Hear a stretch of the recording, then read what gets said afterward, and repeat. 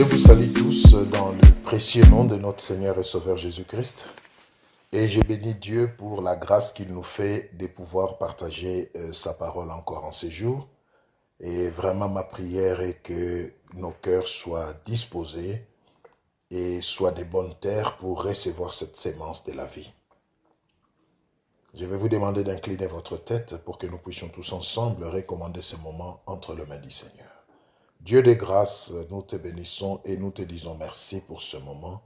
Enseigne-nous tes voies, Seigneur. Inspire-nous, guéris-nous, délivre-nous, révèle-nous des choses cachées, édifie-nous et encourage-nous par ta parole. Selon qu'il est écrit, tu envoyas ta parole et ta parole les guérit, que nous soyons guéris dans ta présence, au nom de Jésus-Christ. Amen. Voilà, bien-aimés, j'espère que vous allez bien dans vos maisons et que la grâce de Dieu est véritablement votre partage. Nous voulons parler d'un thème important ce soir et que la grâce de Dieu vraiment nous aide à comprendre ça.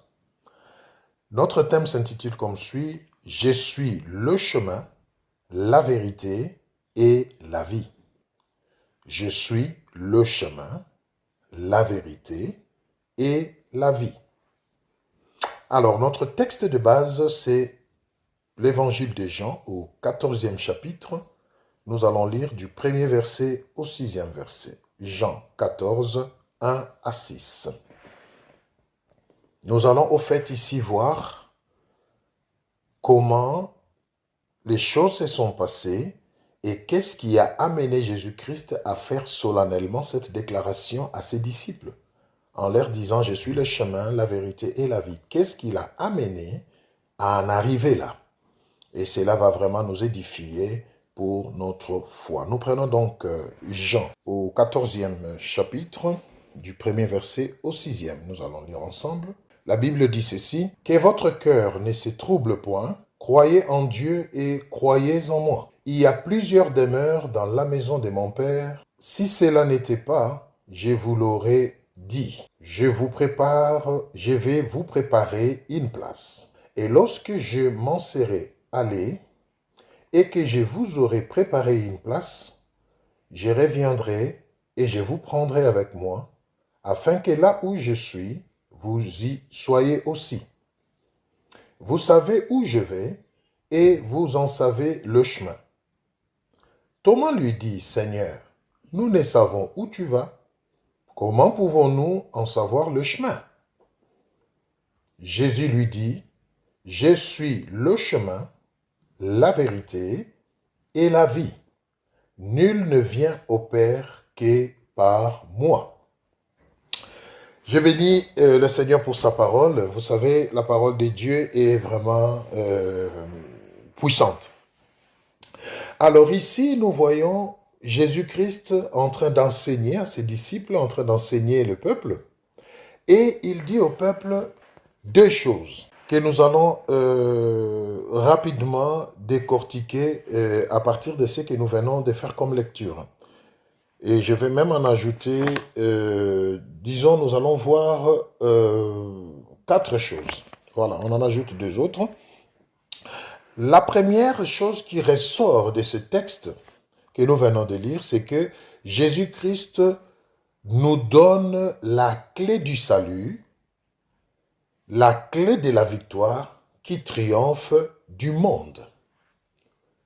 Jésus-Christ nous donne, donc première chose, Jésus-Christ dans ce texte nous donne la clé du salut, ou encore la clé de la victoire qui triomphe du monde, à savoir la foi en Dieu, c'est-à-dire les créateurs, le Père, comme la Bible l'appelle, et la foi en lui, Jésus-Christ, qui est le Sauveur. C'est très important, bien-aimé. Donc, Jésus nous donne ici une clé très importante qui est vraiment un fondement pour que nous puissions mener une vie paisible, pour que nous puissions mener une vie de victoire. Il dit que votre cœur ne se trouble point. Faites 2 choses. Croyez en Dieu et croyez en moi. Donc le Seigneur estime et confirme que quand nous croyons en Dieu et quand nous croyons en lui que Dieu a envoyé, cela nous suffit pour que nous puissions vivre en paix dans notre cœur et que nous ne soyons pas troublés. C'est vraiment une clé, bien-aimée, que nous devons saisir. Car en effet, Jésus-Christ est Dieu lui-même qui s'est fait homme. Amen. Dieu a créé, il a créé l'homme à son image et à sa ressemblance.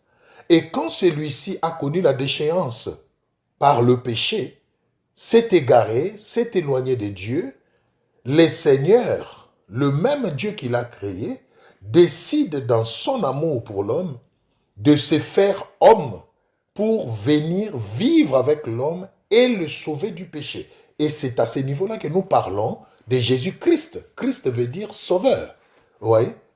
Mais en réalité, comme nous allons le voir dans la suite de notre partage, c'est ce même Dieu-là, créateur, qui s'est fait Dieu sauveur par rapport à la mission du salut ou de la rédemption au profit de l'homme qui s'était égaré.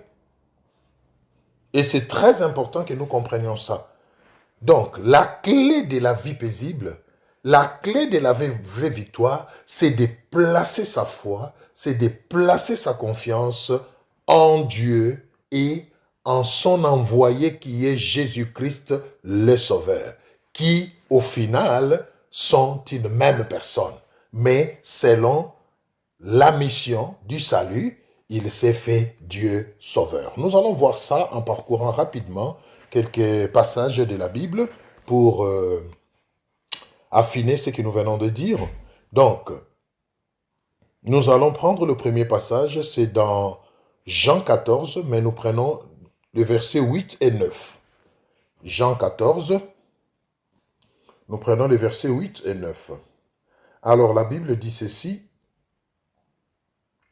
La Bible dit ceci. Philippe lui dit, Seigneur, montre-nous le Père, c'est-à-dire le Dieu créateur, et cela nous suffit. Écoutez la réponse de Jésus. Jésus lui dit, il y a si longtemps que je suis avec vous et tu ne m'as pas connu, Philippe. Celui qui m'a vu a vu le Père. Comment dis-tu, montre-nous le Père? Oui.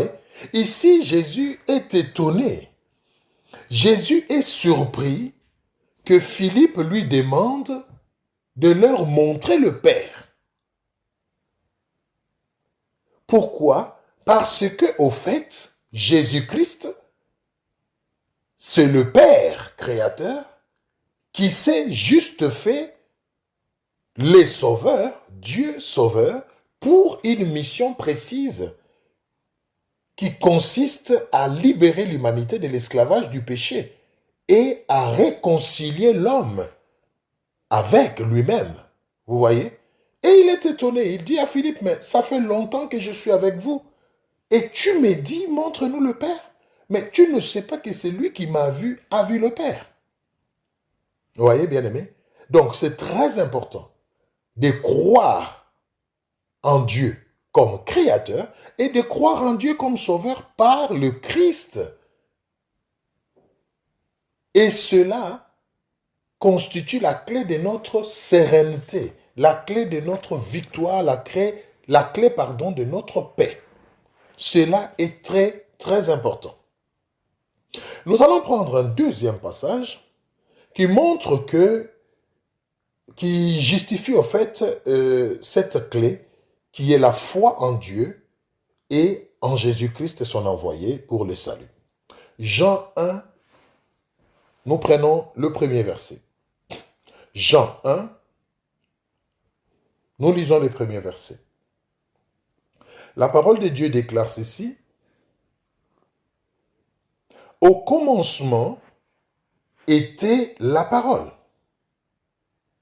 Suivez-moi bien. Au commencement était la parole. Et la parole était avec Dieu, et la parole était Dieu. Amen. Vous voyez? Au commencement était la parole. Et la parole était avec Dieu et la parole était Dieu. Jésus disait, je suis la parole de vie. Et on nous fait voir ici que la parole était Dieu. Donc, au fait, bien-aimés, c'est un mystère, mais que nous sommes appelés à comprendre et à accepter, à intérioriser pour ne pas être troublés dans notre foi, dans notre marche avec le Seigneur. Jésus-Christ est Dieu. Le Dieu, le Père créateur, c'est lui le Dieu sauveur. C'est la même personne, mais qui s'est donné une mission pour satisfaire à ses propres principes. Le salaire du péché, c'est la mort. L'homme a péché, il devait mourir.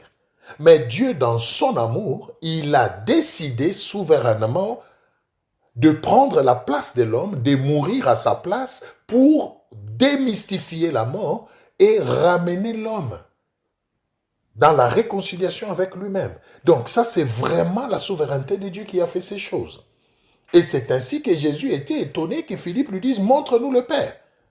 Quel Père, Philippe, tu veux que je te montre? Je suis là avec vous. C'est aussi longtemps. Ça fait longtemps, mais tu ne le sais pas. Quand tu me vois, tu vois le Père. En d'autres termes, quand tu me suis, tu suis le Père. Quand tu crois en moi, tu crois au Père. Et cela suffit pour que ton cœur ne se trouble pas. Voilà la première chose, bien-aimés, que nous devons comprendre et que nous devons faire. La clé du salut, la clé de la victoire. C'est très important. Prenons encore un autre passage, toujours pour confirmer ces mystères du Dieu créateur et du Dieu sauveur. 1 Jean 5, nous lisons du 20e verset au 21e verset. 1 Jean 5, 1 Jean 5, nous lisons 1 Jean 5,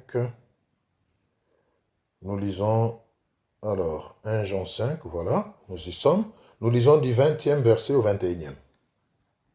Qu'est-ce que la parole de Dieu nous dit? Nous savons aussi que le Fils de Dieu est venu et qu'il nous a donné l'intelligence pour connaître le véritable, et nous sommes dans le véritable en son Fils Jésus-Christ. C'est lui qui est le Dieu véritable. Alléluia. C'est lui qui est le Dieu véritable et la vie éternelle. Petits enfants, gardez-vous des idoles. Donc, voilà. Nous sommes en Jésus-Christ qui est le Dieu véritable, la Bible nous dit, et la vie éternelle, bien-aimés. Donc, il vous suffit de croire en ces mystères et la Bible vous garantit que c'est ça la clé de la paix. C'est très, très important. Que Dieu soit loué. Alors, nous allons voir une deuxième chose qui ressort toujours de notre texte principal, qui est Jean 14, 1 à 6. C'est que Jésus-Christ, à travers ce texte, nous fait la promesse de revenir nous chercher après nous avoir préparé une demeure au ciel. Ça aussi, c'est quelque chose de très important, bien-aimé, qui doit nous rassurer malgré les persécutions, malgré les difficultés et les moments compliqués que nous puissions traverser sur cette terre. Nous avons une promesse et cette promesse consiste en ce que notre Dieu, notre Sauveur, va revenir un jour, alléluia, pour nous chercher, pour nous prendre, afin que là où il est, nous puissions aussi être, afin que nous puissions passer l'éternité dans la paix, dans la joie, avec lui. Mais il a dit, je suis allé d'abord vous préparer une place, une demeure. Et quand j'aurai fini, je reviendrai. C'est une promesse, bien-aimée. Et cette promesse s'accomplira. Nous devons vivre par rapport à cette promesse, bien-aimés. Je ne sais pas quelle est votre espérance. Je ne sais pas à quoi vous vous attendez. Mais sachez une chose, tout véritable enfant de Dieu doit prendre en compte cette promesse, doit vivre dans l'attente du retour de son maître, de son sauveur, qui a promis. Et la Bible nous dit, c'est lui qui a fait la promesse est fidèle. Alléluia. C'est très important, bien-aimés. Et cette promesse, nous en bénéficions quand nous croyons au Père et en l'œuvre de la rédemption, c'est-à-dire en Jésus-Christ le Sauveur. Ne peut bénéficier de cette promesse que celui qui croit au Père et au plan de la rédemption, c'est-à-dire à la manifestation du Dieu créateur dans la chair comme homme en Christ Jésus. La Bible dit que Jésus-Christ, homme, était pleinement Dieu et pleinement homme. Vous voyez, c'est très important. Alors, nous allons prendre aussi un passage pour affiner un peu cette pensée. Donc là, nous prenons, nous avons d'ailleurs déjà lu ça dans les textes principaux, nous allons quand même y revenir. Donc, Jean 14, 2 à 4. C'est là où cette promesse est vraiment mise en exergue. Jean 14, 2 à 4. Et lorsque je m'en serai allé et que je vous aurai préparé une place, je reviendrai et je vous prendrai avec moi afin que là où je suis, vous y soyez aussi. Vous savez, c'est très important. Vous savez où je vais et vous en savez le chemin. Vous savez où je vais et vous en savez le chemin. Donc, deuxième chose importante à retenir ici, après avoir cru en Dieu créateur, au Père et en Jésus-Christ le Dieu sauveur, pour que notre cœur ne se trouble point, nous devons en deuxième lieu, considérer, croire aussi qu'il va revenir un jour comme il l'a promis pour nous chercher. L'idéal, l'objectif final du Seigneur, de l'œuvre de la rédemption, c'est que nous puissions vivre éternellement avec Dieu. Et cette promesse, nous l'avons. N'est-ce pas merveilleux, bien-aimés? C'est très important. Maintenant, passons au vif de notre sujet. Souvenez-vous de notre thème, « Je suis le chemin, la vérité et la vie ». Qu'est-ce qui a amené Jésus à déclarer qu'il était le chemin, la vérité et la vie après toutes ces choses à ses disciples? Qu'est-ce qui a fait qu'il en arrive là? Ça, c'est de un. Et de deux, qu'est-ce qu'il voulait dire par là? Il est le chemin, c'est-à-dire c'est quoi? Il est la vérité, c'est-à-dire c'est quoi? Et il est la vie, c'est-à-dire c'est quoi?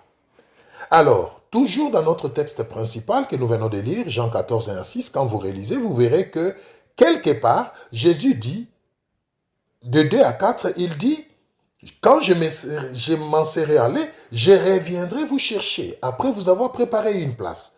Et au verset 4, il dit, vous savez où je vais et vous en connaissez le chemin.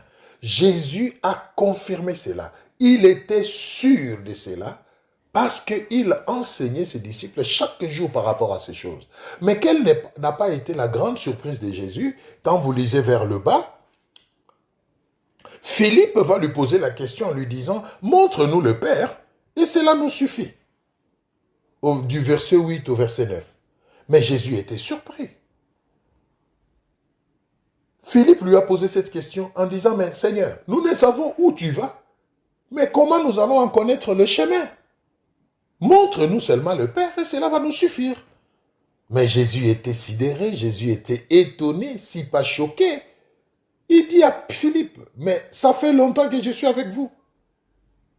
Et tu me dis, montre-nous le Père. » En d'autres termes, Jésus était convaincu, Jésus s'attendait à ce que les disciples aient déjà reçu cette conviction qu'en le voyant, ils voyaient le Père. Et donc, quand il parlait de s'en aller, en confirmant que les disciples connaissaient là où il allait, Et ils en connaissaient le chemin. Hein. Il était sûr qu'ils avaient déjà eu cette conviction, cette relation. Mais Philippe fait voir au Seigneur qu'au fait, nous n'avons pas encore cette révélation. La preuve en est qu'il pose la question, montre-nous le Père. Et Jésus était étonné. Et c'est cette question-là de Philippe qui amènera finalement Jésus-Christ, qui s'est rendu compte qu'il y avait des choses que les disciples ignoraient encore, alléluia, malgré le fait qu'il était en train de marcher avec eux, il s'est encore arrêté, a pris du temps pour leur expliquer finalement c'est quoi ce chemin et où est-ce qu'il s'en allait.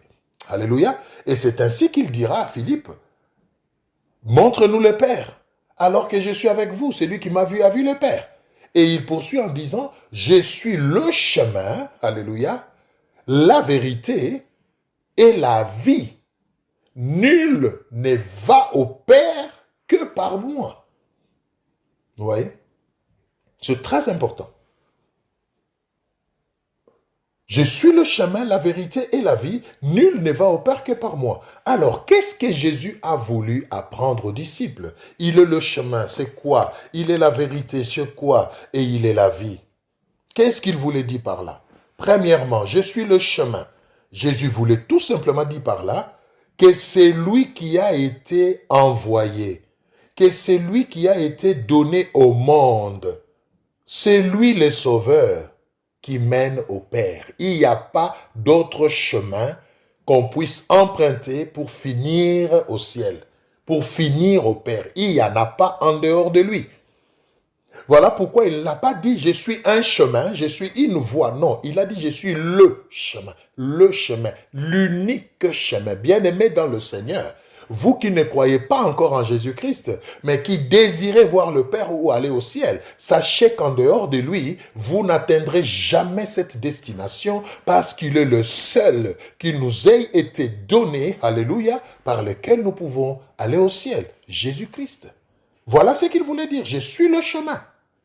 Et pour Jésus, les disciples auraient déjà dû comprendre cela après tout ce temps qu'il a passé avec eux. Mais Jésus était bien obligé d'y revenir pour que ces choses restent ancrées en eux. Et c'est ce que le Saint-Esprit est en train de faire aujourd'hui pour moi et toi.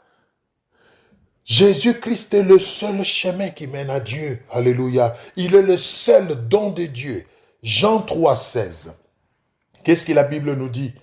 Dieu a tant aimé le monde qu'il a donné son Fils unique afin que quiconque croit en lui ne périsse point, mais qu'il ait la vie éternelle. Voilà. C'est par l'amour de Dieu qu'il a donné son Fils unique, Jésus-Christ. C'est lui le chemin. Et quand nous prenons Acte 4, 12, Acte 4, 12, qu'est-ce que la Bible nous dit? Acte 4, 12. Acte 4, 12, nous lisons rapidement. La Bible dit ceci.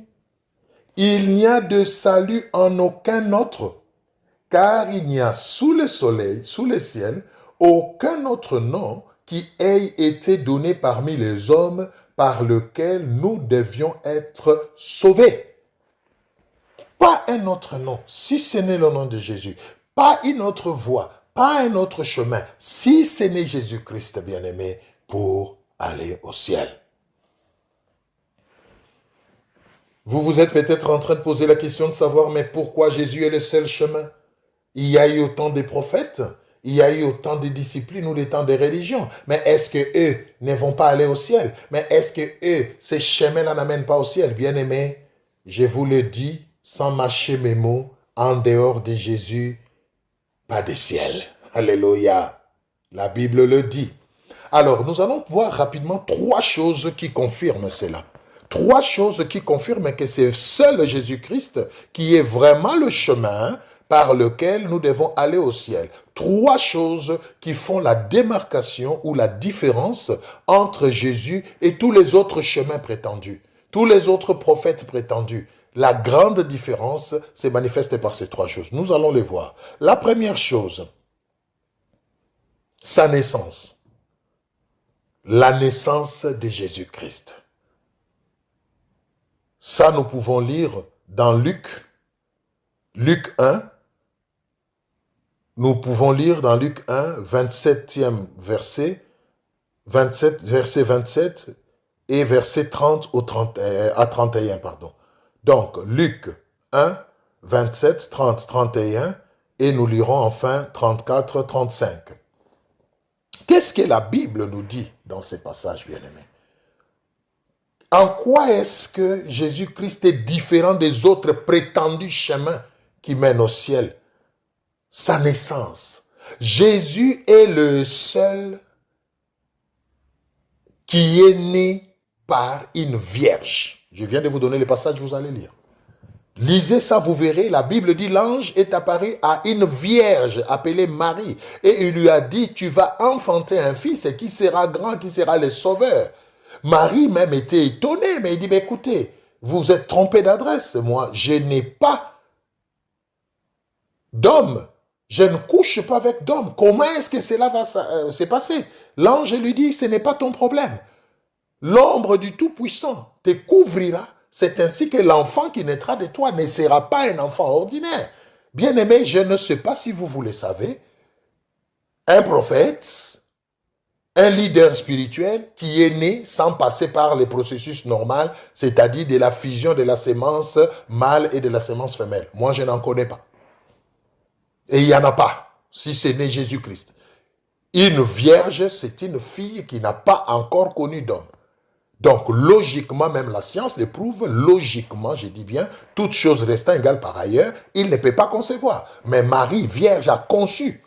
Et ça, Dieu voulait faire une différence, même s'il a décidé de venir au monde comme homme, par amour comme sauveur, mais il devait faire la différence dans la manière de le faire, afin qu'il reste Dieu et que nous le sachions.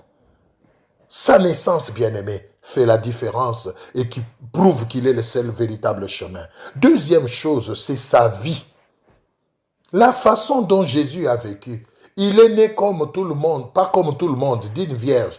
Et la manière dont il a vécu au milieu de tout le monde était aussi différente. Dieu a veillé aussi à ce qu'il y ait une différence dans sa manière de grandir, dans sa manière de parler, dans sa manière d'agir. Tout cela, tout simplement, pour nous faire voir qu'au fait, par amour, il s'est fait homme pour nous sauver, c'est vrai, mais il est Dieu et il le reste. La Bible dit à 12 ans, il pouvait entrer dans les temples, au milieu des docteurs de l'époque, au milieu des érudits, des pharisiens, des sacrificateurs, des détenteurs de la loi. Mais un enfant de 12 ans, quand il ouvrait la bouche pour parler, tout le monde était étonné. Tout le monde était étonné. Je ne sais pas s'il y en a eu comme ça des leaders à 12 ans qui pouvaient ébranler tout le monde en parlant. Nous allons lire cela. Nous prenons donc... nous prenons rapidement Marc. Un instant, je vais vous trouver les passages. Donc, nous prenons Marc 6. Marc 6. Bien-aimé, Jésus-Christ est le seul chemin. Il n'y en a pas d'autre. Il est le seul, bien-aimé. Vous voulez aller au ciel? Croyez en lui. Pas en quelqu'un d'autre. Alors, Marc 6.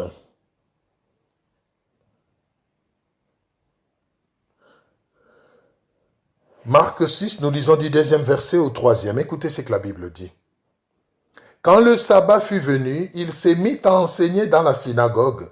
Beaucoup de gens qui l'entendaient étaient étonnés et disaient, d'où lui viennent ces choses?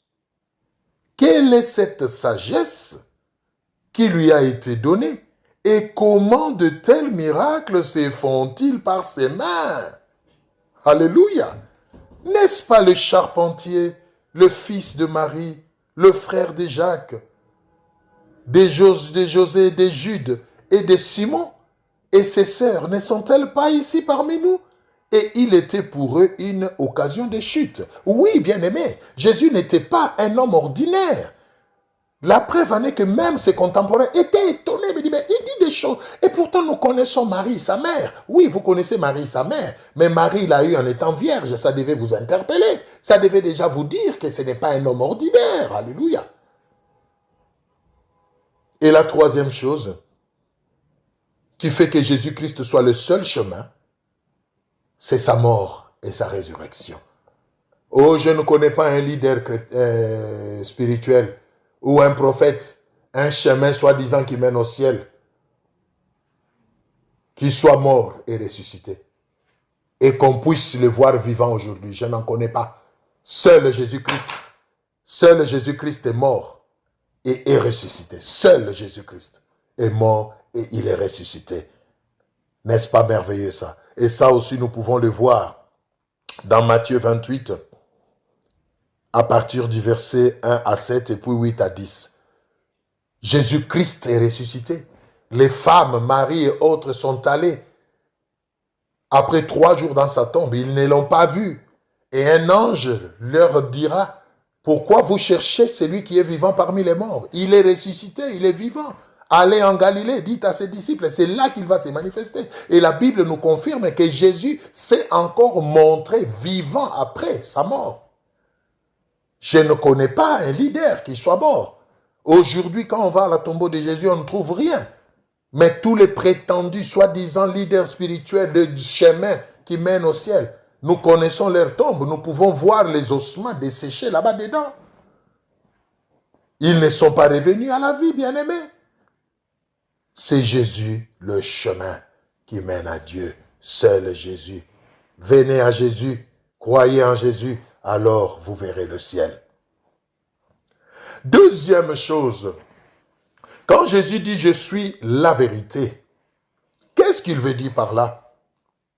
Il veut tout simplement dire que sa doctrine, son enseignement est la seule qui réellement libère l'homme, le transforme et le renouvelle. Et le fonder sur l'amour et le pardon. Sa doctrine, bien-aimé, je disais donc, son enseignement, c'est le seul qui réellement, je dis réellement, parce qu'il y en a qui apparemment semblent libérer ou donner la paix, mais au fond, ça avilit l'homme, ça l'assujettit. Mais la seule doctrine de Jésus et son enseignement réellement libère l'homme, le transforme et le renouvelle. Et cette doctrine, cet enseignement est fondé sur l'amour et le pardon. Tout simplement. L'amour et le pardon. Alléluia. Prenons un passage pour illustrer cela. Jean 8, 32 et 36. Jean 8, 32 et 36. Jean 8, 32 et 36. La Bible dit ceci. On va bientôt terminer. Jean 8, 32 et 36. La Bible dit ceci. Oh, gloire au Seigneur. Vous connaîtrez la vérité et la vérité vous affranchira. Alléluia. 36.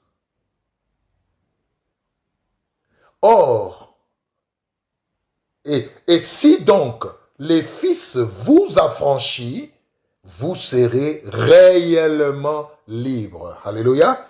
Quand on dit réellement libre, c'est qu'il y en a qui sont apparemment libres, mais en réalité, ils sont esclaves. Bien aimé, il n'y a que la doctrine de Jésus. Jésus-Christ qui est la vérité, qui libère, qui transforme.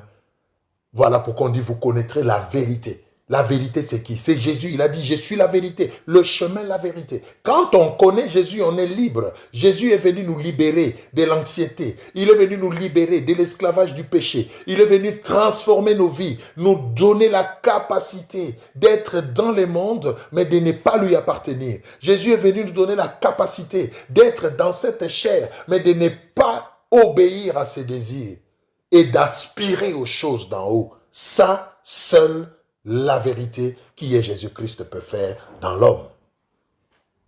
2 Corinthiens 5, 17. On nous dit, quand quelqu'un est en Christ, est en Jésus-Christ, est dans la vérité, alléluia, il est une nouvelle créature. Les choses anciennes sont passées et toutes choses sont devenues nouvelles.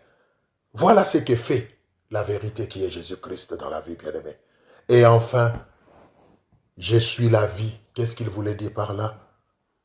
Jésus voulait tout simplement dire qu'il est le seul à donner la vie dans ces siècles-ci, c'est-à-dire sur la terre, et dans le siècle à venir, c'est-à-dire la vie éternelle.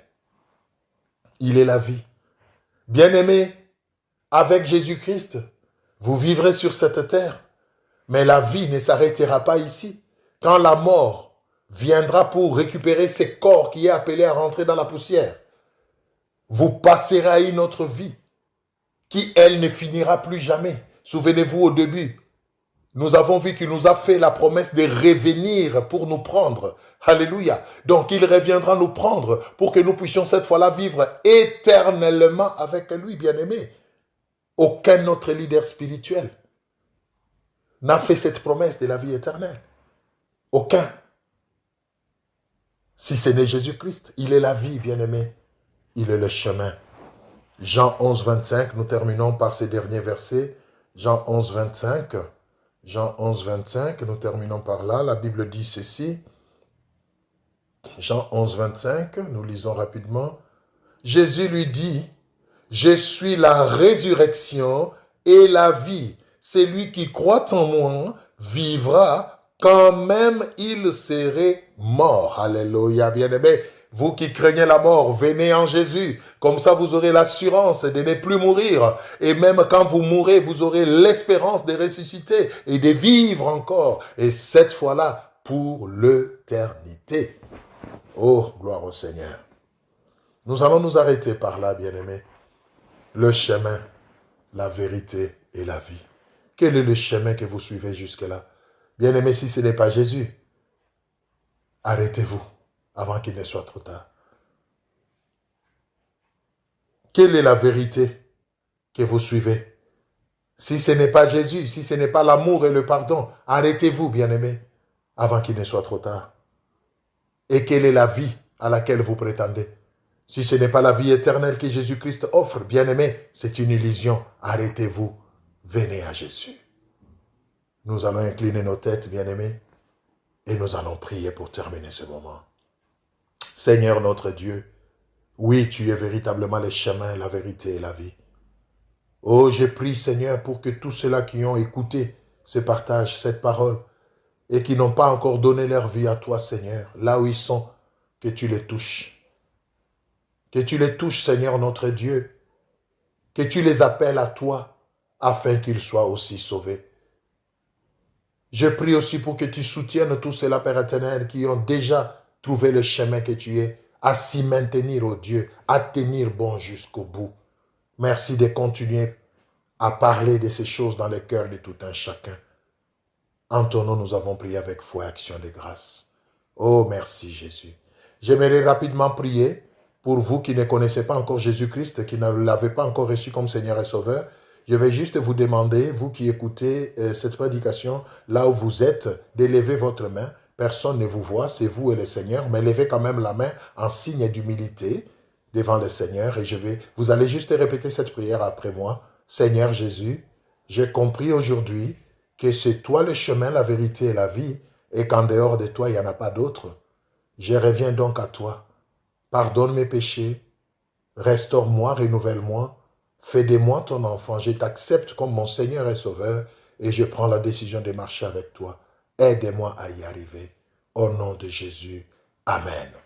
Voilà, bien-aimés, si vous avez fait cette prière, sachez que quelque chose a commencé à se passer dans votre vie. Cherchez une église locale où vous pouvez vous affilier pour recevoir les enseignements et continuer à grandir. Parce que là, vous venez de naître, mais vous avez besoin d'être nourri pour grandir afin de vous maintenir en Jésus-Christ le Sauveur. Vraiment que le Seigneur vous bénisse et je vous dis à une prochaine occasion. Que toute la gloire soit à notre Dieu. Amen.